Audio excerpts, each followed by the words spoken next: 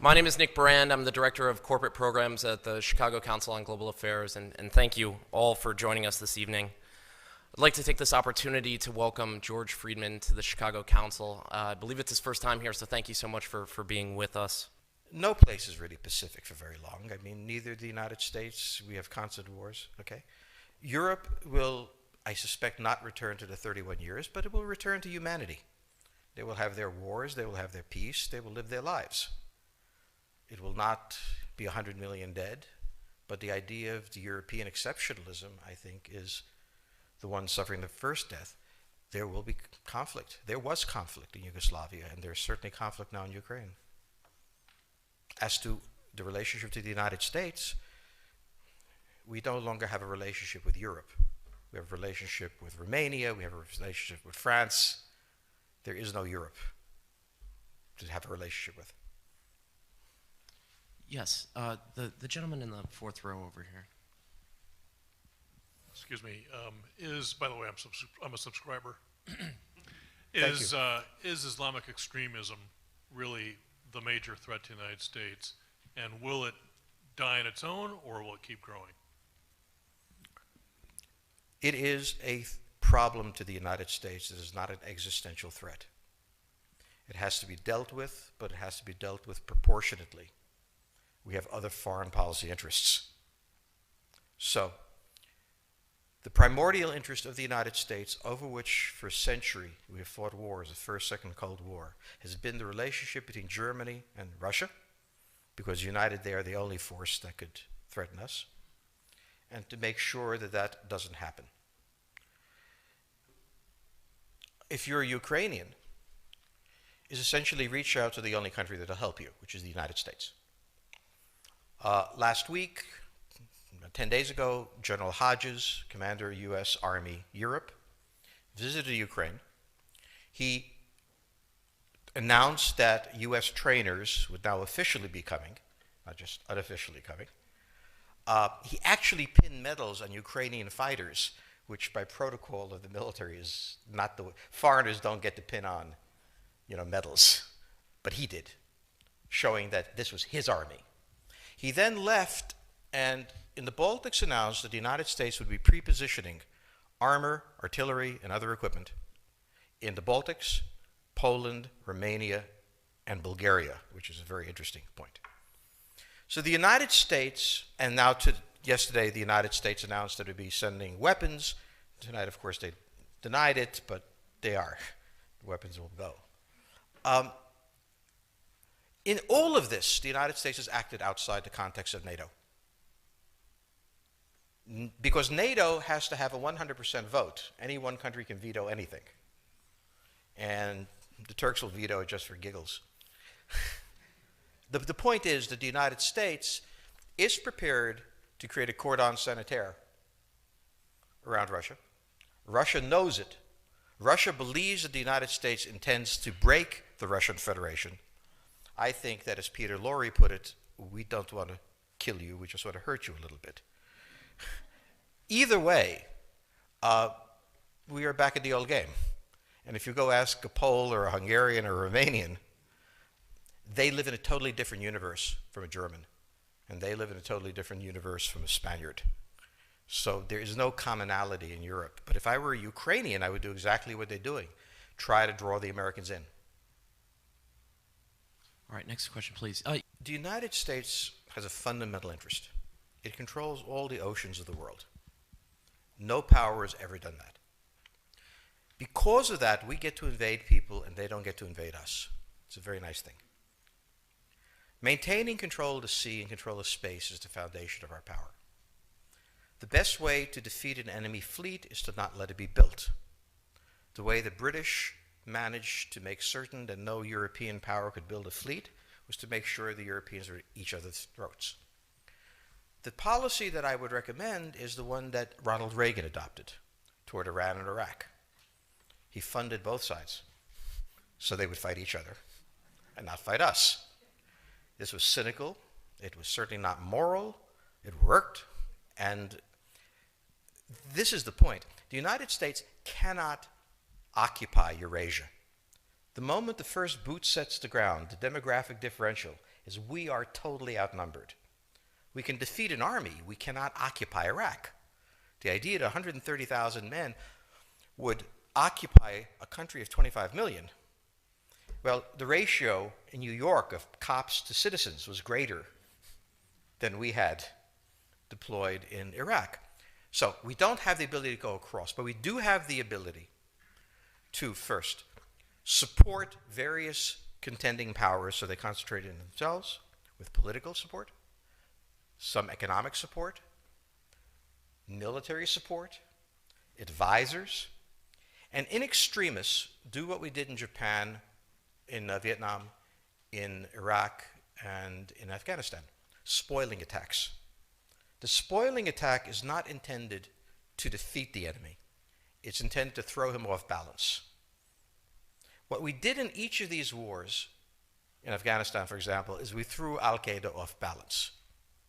The problem we have, since we're young and stupid, is that having thrown them off balance, instead of saying, okay, job well done, let's go home, we said, well, that was easy. Why don't we build a democracy here? This was the moment of dementia that came in.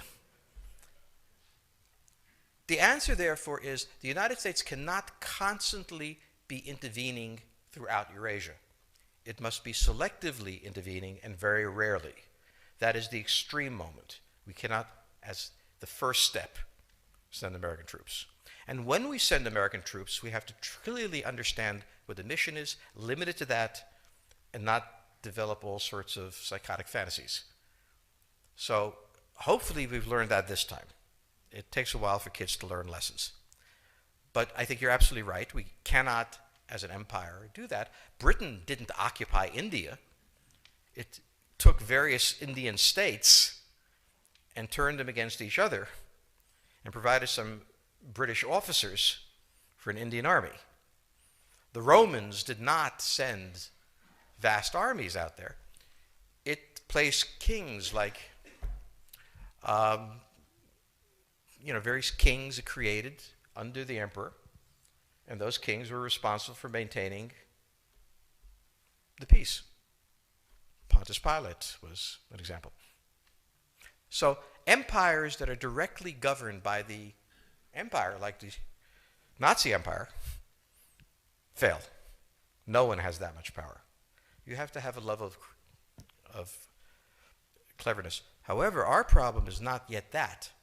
It is actually admitting that we have an empire. So we haven't even gotten to that point where we don't think we can kind of go home and it'll be over and done. And so we're not even ready for chapter 3 of the book. Next question, please.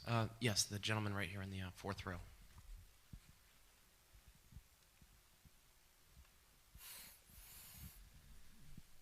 So I infer from your comments that the euro as the currency will not survive. The question on the table for the Russians is, will they retain a buffer zone that's at least neutral? Or will the West penetrate so far in the Ukraine that they're 70 miles away from Stalingrad and 300 miles away from Moscow? For Russia, the status of Ukraine is an existential threat. And the Russians cannot let go. For the United States, in the event that Russia holds onto the Ukraine, where will it stop?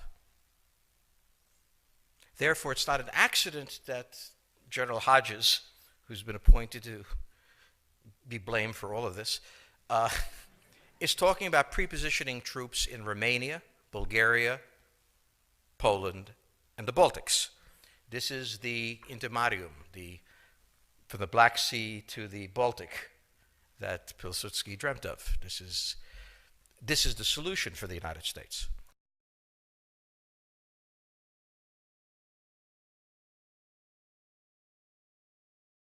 The issue to which we don't have the answer is, what will Germany do? So the real wild card in Europe is that as the United States builds this cordon sanitaire, not in Ukraine, but to the west, and the Russians try to figure out how to leverage the Ukrainians out, we don't know the German position. Germany is in a very peculiar position. Its former Chancellor Gerhard Schroeder is on the board of Gazprom. They have a very complex relationship to the Russians. The Germans themselves don't know what to do. They must export. The Russians can't take up the export. On the other hand, if they lose the free trade zone, they need to build something different. For the United States, the primordial fear is Russian capital, Russian technology, German technology and German capital, Russian natural resources, Russian manpower, as the only combination that has for centuries scared the hell out of the United States. So how does this play out? Well, the U.S. has already put its cards on the table. It is the line from the Baltics to the Black Sea.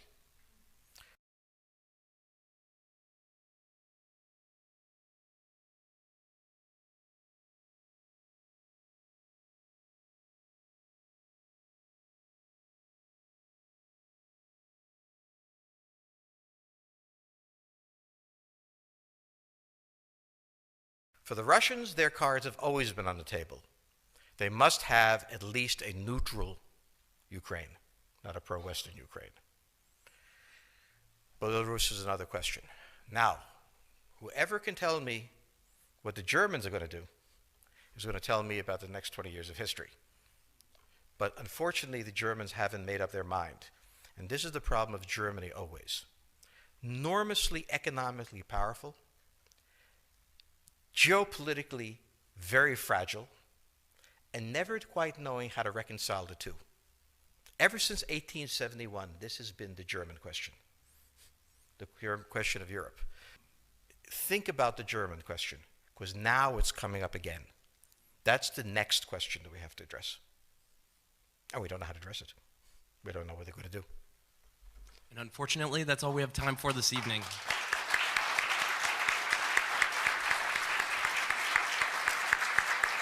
Thank you so much.